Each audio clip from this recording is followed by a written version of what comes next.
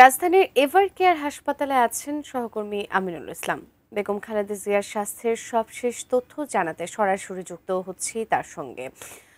আমিনুল, আমাদের আসলে গতকাল রাত 9:30টার পরে এখন পর্যন্ত আপনার কাছে বেগম খালেদা জিয়ার শারীরিক অবস্থার কোনো নতুন এভার কেয়ার তথ্য আছে? হাসপাতালে বিএনপি চেয়ারপারসন বেগম খালেদা জিয়ার চিকিৎসা চলছে এবং সেই চিকিৎসার আজকে আমরা জানি যে 23 নভেম্বর তিনি শারীরিক পরীক্ষা নিরীক্ষার জন্য হাসপাতালে আসেন এবং তারপর থেকে এখানে চিকিৎসা চলছে।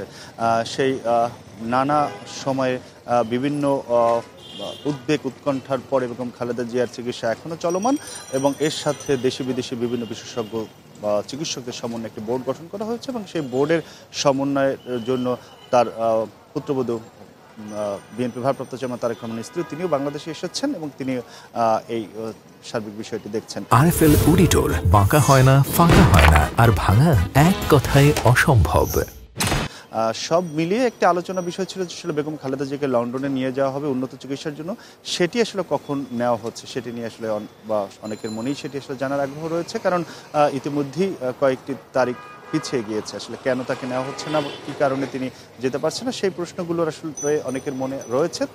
বেগম খালেদা জিয়ার চিকিৎসকরা যেটি বলছেন যে আগের মতোই তার চিকিৎসা চলছেন এবং সিসিতে তার চিকিৎসা চলমান এবং তিনি কিছুটা উন্নতির দিকেও তারা বলছেন এবং তারপরও আসলে যে একটি দীর্ঘ জার্নির জন্য যে ধরনের প্রস্তুতি দরকার, তার শারীরিক অবস্থা যখন সেরকম হবে তখনই তারা সিদ্ধান্ত নেবেন যে বিদেশে নেওয়ার প্রয়োজন কিনা, অথবা বাংলাদেশের চিকিৎসা নিয়েই যদি তার যে সমস্যাগুলো রয়েছে তার শারীরিক সুস্থ কিছুটা ওভারকাম করতে পারেন, তাহলে যদি নেওয়ার প্রয়োজন না হয় তাহলে হয়তো নেবেন না। এরকম একটি বিষয়ের মধ্যে রয়েছে তার যে চিকিৎসা সংক্রান্ত যারা দায়িত্বে রয়েছেন।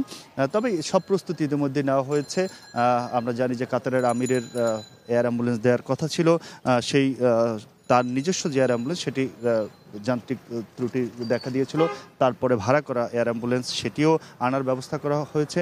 মঙ্গলবার এটার জন্য বিমানবন্দরের পক্ষ থেকে অনুমতিও নেওয়া হয়েছে। অর্থাৎ প্রস্তুতি সব ধরনের রয়েছে। যদি বিশেষজ্ঞ চিকিৎসক দল মনে করেন যে তাকে নেওয়ার প্রয়োজন, তখনই তারা নেবেন। তার প্রয়োজনীয়তা এবং শারীরিক অবস্থা এই দুটি আসলে এখন প্রধান বিবেচ্য হিসেবে দেখছেন তার চিকিৎসকরা। তো মঙ্গলবার একটি তারিখ রয়েছে, সেটি আসলে নির্ভর করে তার শারীরিক অবস্থার উপর। তো এই ছিল আমার কাছে বেগম খালেদা জিয়ার চিকিৎসা সংক্রান্ত খবর।